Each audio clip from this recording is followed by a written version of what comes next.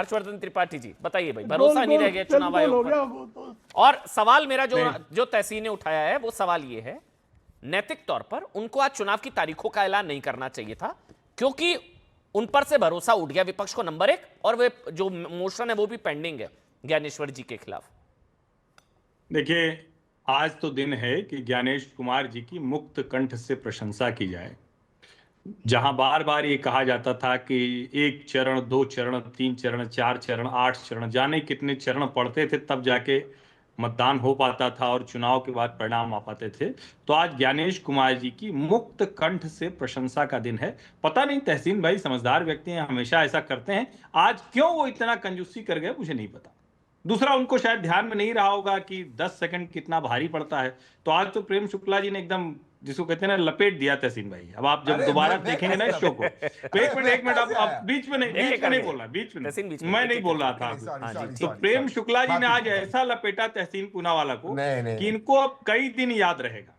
क्योंकि जब पीएम की बात करते हैं तो पीएम ने कभी धरना प्रदर्शन नहीं कराया भारतीय जनता पार्टी से। वो सबको याद है, 7-7, 8-8 घंटे की पूछताछ थाने में सबको याद है। पीएम बात है, तब सीएम थे, वो भी चाहते थे, गुजरात में बड़े पावरफुल चीफ मिनिस्टर थे, पूरे देश का छोड़िए, चलिए अपने यहां करा लेते। आप कहते भाजपा पूरे देश में न कराती, तो सीएम ने भी नहीं करा। और दूसरा, अमित शाह ऑन रिकॉर्ड ये बोलते हैं कि कहा गया कि यहां भी मुकदमा नहीं चलेगा, मुकदमा राज्य से बाहर ले जाया गया, उनको तड़ी पार किया गया और उससे बाहर होकर आए। मोदी जी ने त्यागपत्र नहीं मांगा था, लेकिन उनको लगा कि नैतिकता का तकाजा है, उन्होंने त्यागपत्र दे दिया। तो ये देश के ऑन रिकॉर्ड होना चाहिए, नरेंद्र मोदी और अमित शाह की ये नैतिकता तो है। अब राहुल गांधी वाली मैं नहीं जाता हूं, लेकिन चूंकि ये कहा जा रहा है कि वो तो पॉलिटिकल था। अच्छा, कमाल है भाई, तो ज्ञानेश जी पे कौन सा नॉन पॉलिटिकल मसला है भाई? सब पॉलिटिकल ही तो है। चुनाव होने वाला था, तारीखें आने वाली थी, तो कुछ नहीं सूझा, तो ममता जी ने कहा चलो ठीक है, चलो महाभियोग लाते हैं। सब जानते हैं कुछ नहीं होना है, चुनाव लड़ते ना आप। इसके पहले आप राजीव कुमार से ऐसे ही नाराज हुआ करते थे, जब राजीव कुमार जी मुख्य चुनाव आयोग से। यानी आपका झगड़ा संस्था से हो गया है, आपका झगड़ा व्यक्ति जो भी बैठता है उसके परिवार की डिटेल देते हैं। लेकिन वो कह रहे हैं ना, पेंडिंग तो है ना भाई, महाभियोग है तो नैतिकता, तो इससे क्या फर्क, इससे क्या नैतिक मूल्यों के लिहाज से उनको नहीं अनाउंस करने चाहिए चुनाव की तारीख? अरे अमन भाई, अभी तो एक कानून आया था ना, तब चीखने लगे थे लोग कि अगर किसी मुख्यमंत्री के खिलाफ आरोप है, किसी मंत्री के खिलाफ आरोप है, तो 30 दिन के भीतर त्यागपत्र। क्या बवाल मचाया थे, तय करें ना, पहले एक लाइन तो तय करें। बड़ा ये इधर उधर चलते रहते, लेफ्ट राइट लेफ्ट राइट। अरे कभी भाई, मैं कह रहा हूं तय करिए कि ठीक है, नैतिकता के आधार पर, और तब फिर कोई भी आरोप लगा देगा। तब राहुल जी पर कौन कौन से आरोप लगाए जाते हैं? ठीक है सोफिया जी, नागरिकता से लेकर, नहीं अमन भाई, हाँ प्लीज नागरिकता का मामला भी चल रहा है, राहुल जी की तो नागरिकता का मामला भी अदालत में चल रहा है। तो मुझे लगता है कि ऐसी जगह नहीं जाना चाहिए। आज हमें इस बात की प्रशंसा की जानी चाहिए कि 2 चरण में पश्चिम बंगाल में और सभी जगह 1 चरण में चुनाव हो रहा है। इसको हर जगह 1 चरण में करना चाहिए।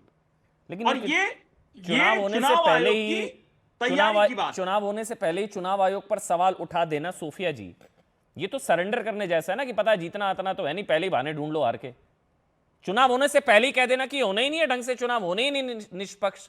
सोफिया जी, देखिए, चुनाव आयोग ने तो अपना भरोसा पहले ही खो दिया है। जिस तरीके से एसआईआर की प्रतिक्रिया हुई पश्चिम बंगाल में, 4 महीने से जिस तरीके से पश्चिम बंगाल वासियों के साथ जो कह सकते हैं कि एक तरीके से जो परेशानी झेलनी पड़ी है, यहाँ तक के लगभग 200 लोगों की यहाँ पर मृत्यु हो गई सुसाइड से या अन्य किसी कारण से, बीएलओज और मतदाताओं के जो डेथ हुए, इसके ऊपर बहुत से सवाल उठते हैं। आज वोटिंग की घोषणा हो गई है, निर्वाचन की घोषणा हो गई, लेकिन अभी भी 60 लाख से ज्यादा लोग एडजुडिकेशन लिस्ट में हैं। अब आप सोचिए कि अगर इनके नाम नहीं दर्ज होते हैं, नहीं आते हैं वोटिंग लिस्ट में, तो इसका मतलब है ये भारतीय होने के बाद भी ये अपनी जो मौलिक अधिकार है उससे वंचित होंगे। नहीं हो सकती, ये 60 लाख समस्या है ही। और ये जो 60 लाख है पश्चिम बंगाल में, सुफिया जी 60 लाख है जो नंबर है, ये आपको क्यों लगता है ये आप ही के वोटर हैं? हो सकता है बीजेपी के भी वोटर्स हो, उनके पास डॉक्यूमेंट्स पूरे ना हो सकता है बीजेपी को भी नुकसान हो। मुद्दा ये नहीं कि हमें वोट कौन कर रहा है, हमें ये देखना है कि पश्चिम बंगाल के जो लोग हैं, ये हम नहीं कह रहे कि अपने वोटर्स, जो पश्चिम बंगाल के लोग हैं उनके अधिकारों की लड़ाई हम कर रहे हैं, वो हमारे वोटर्स हो या उनके, वही तो तय होना है, वो हैं भी बंगाल के या नहीं है, यही तो तय होना है।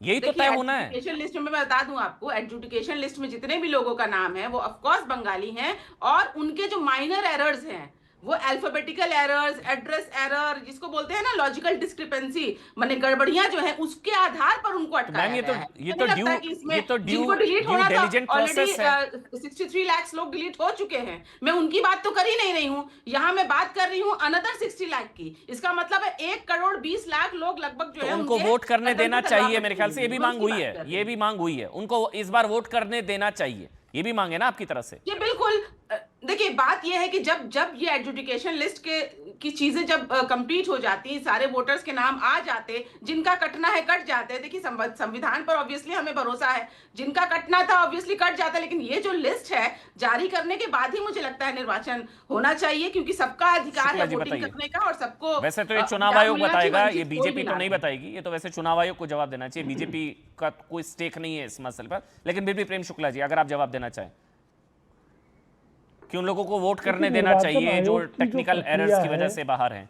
नहीं अमन जी, निर्वाचन आयोग के इस प्रक्रिया को चुनौती इन्होंने सर्वोच्च न्यायालय में दी, और सर्वोच्च न्यायालय ने भी इस मामले को एडजुडिकेट करने के लिए बाकायदा जो है पड़ोसी राज्य के जजेस को भी उन्होंने उसमें प्रक्रिया में शामिल होने के लिए कहा। अब ये निर्णय कौन करेगा? अब ये निर्वाचन आयोग और सुप्रीम कोर्ट के पास निर्णय है, उसमें भारतीय जनता पार्टी तो कोई पक्ष ही नहीं है। ये निर्णय कौन करेगा?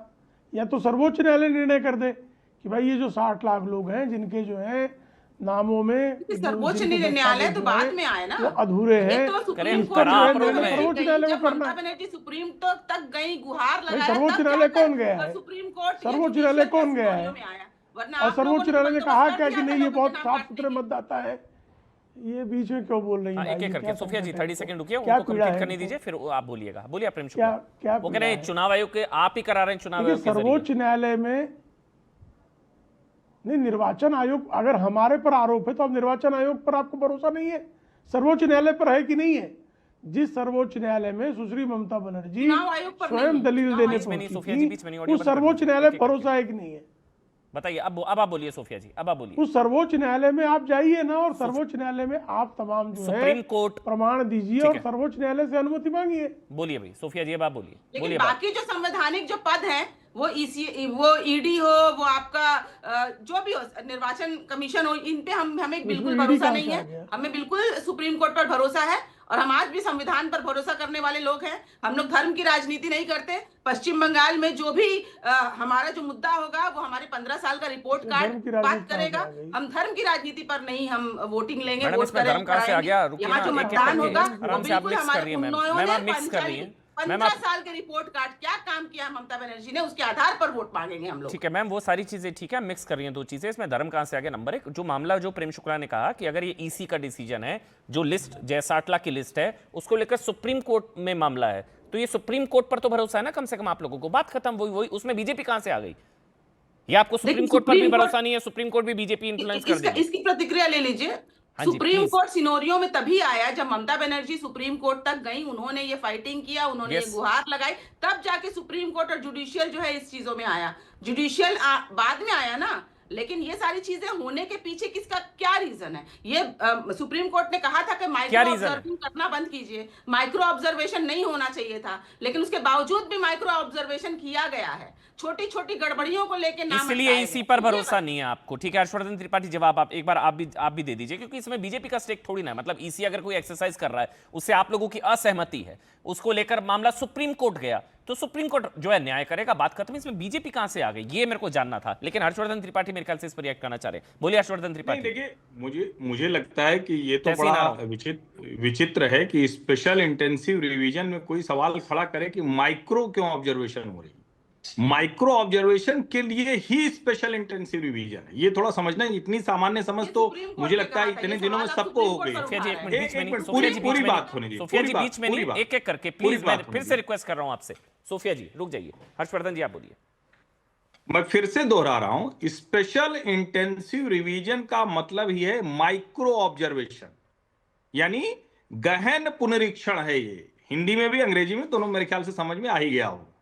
बिहार में कम समय था, चुनाव आयोग के खिलाफ बाकायदा NGO, so called civil society, सारे राजनीतिक दल वहां गए थे और सुप्रीम कोर्ट ने बाकायदा कहा था कि आप लेकर आइए, हम इसको पूरा खारिज कर देंगे, एसआईआर को हम एंटरटेन ही नहीं करेंगे। क्या हुआ? नहीं लेकर जा पाए। और जिन राहुल गांधी की बात की जा रही है वो मजाक का पात्र हैं। वो जैसे राह चलते कहते थे कि अच्छा क्या नाम है तुम्हारा, नहीं है, बाद में पता चलता था उसका भी नाम है। बड़े बड़े स्लाइडर पे, प्रोजेक्टर पे बताते थे कि ये व्यक्ति यहां से गया बंबई, बंबई से बेंगलुरु, पता चला वो भी सब गड़बड़ निकला। तो मुझे लगता है कि ये भी थोड़ा करना चाहिए। चुनाव आयोग के इस अभी तक जो भी उसने किया है, ये सही बात है कि बहुत कठिन प्रक्रिया है और मुझे लगता है कि एक बार मतदाता सूची में जिसका नाम नहीं है उसको डलवाने के लिए थोड़ा तो कठिन होना ही चाहिए। हम सब उससे गुजर रहे हैं, कोई अलग से तो है नहीं। तो मुझे लगता है ये कहना कि अरे भाई माइक्रो ऑब्जर्वेशन क्यों की जा रही है, इसका मतलब चोर की दाढ़ी में तिनका है। हर्षवर्धन त्रिपाठी जी, वो तो पकड़ा जाए, पता लगना चाहिए ना उसका। फिर एसआईआर का क्या, इन 60 लाख लोगों का क्या, वो भी तो क्लैरिटी होनी चाहिए, वो भी तो मांग टीएमसी की तरफ से। मुझे लगता है कि वो क्लैरिटी तो बहुत स्पष्ट है ना, उनको डाउट है। अगर डाउट क्लियर हो जाएगा तो वो फाइनल जो लिस्ट आएगी उसका हिस्सा होंगे, नहीं तो नहीं होंगे। और ये सब सर्वोच्च न्यायालय तय करेगा, बाकायदा उसके ऑब्जर्वर है। ये तो अब जुडिशियल रिव्यू में गया ना, अब कोई भी और अधिकारी नहीं कर रहा है, बाकायदा जुडिशियल अधिकारी कर रहे हैं। जो मेरी जानकारी है, अगर इसमें कुछ गड़बड़ है तो उसको दुरुस्त करिए। मेरी जानकारी है वो जुडिशियल रिव्यू में।